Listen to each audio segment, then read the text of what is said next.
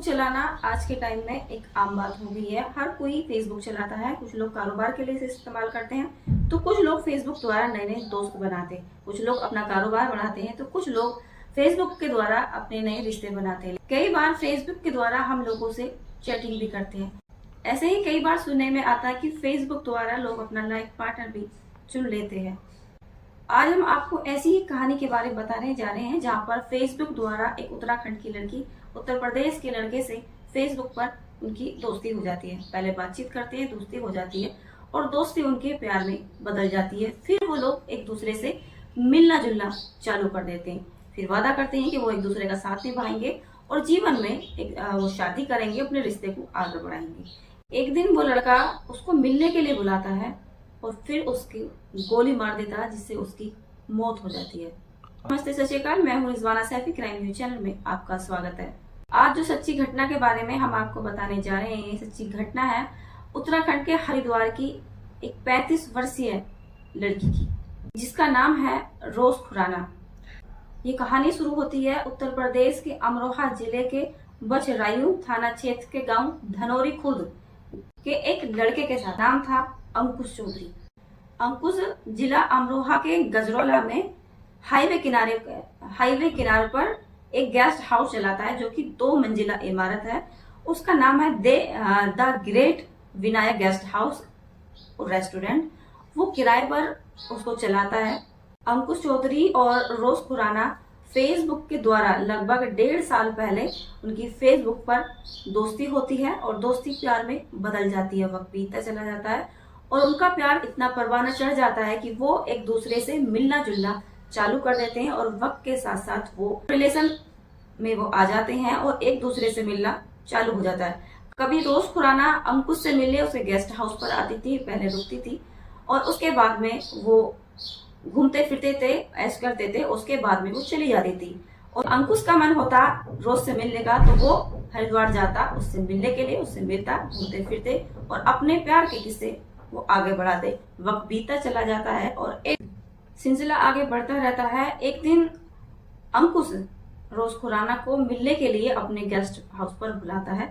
रोज 10 मार्च 2025 को यानी सोमवार को करीब दोपहर के 2 बजे अंकुश से मिलने उसके गेस्ट हाउस पर पहुंच जाती है। दोनों जब मिलते हैं, एक दूसरे से बात करते हैं और एक दूसरे के साथ में वो खाना वाना खाते हैं और रेस्ट करते हैं। फिर अंकुश और रोज खुराना पास में ही नजदीक घूमने के लिए चले जाते हैं। वो एक दूसरे के साथ वो अपना प्रेम का एक दूसरे के साथ वो समय बिताना चाहते थे और वो वैसे ही करते हैं और घूमने के लिए निकल जाते हैं।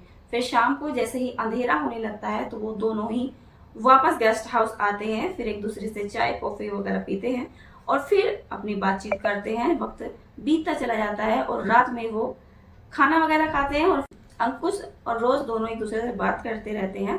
कुछ दिन पहले से रोज पे शक रहता है कि कहीं ना कहीं वो किसी और से बात कर रही है, क्योंकि रोज उसको इग्नोर करती थी और कई बार उसकी बात करने का जो लहजा था वो एकदम बदल जाता था। वक्त वो उसके साथ होकर भी वो उसके साथ नहीं होती थी। अंकुश को ऐसा लगता था कि कहीं ना कहीं रोज उसको धोखा दे रही है, क्योंकि अंकुश उससे बहुत प्यार करता था, उससे शादी करना चाहता था और उसके साथ जीवन बिताना चाहता। लेकिन रोज ऐसा नहीं चाहती थी।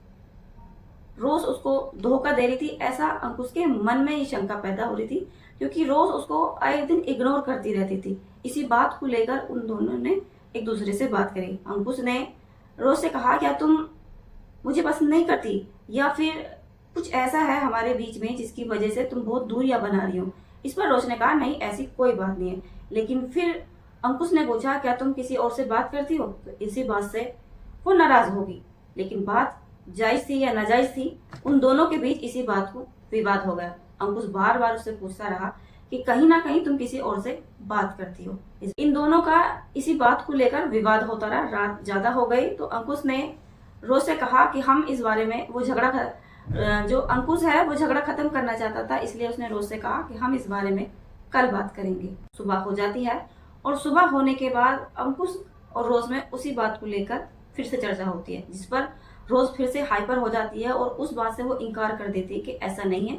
लेकिन वो क्लियर करना चाहता था, जिस तरह से वो उससे पूछ रहा है, लेकिन रोज उस बात से इनकार करती रहती है।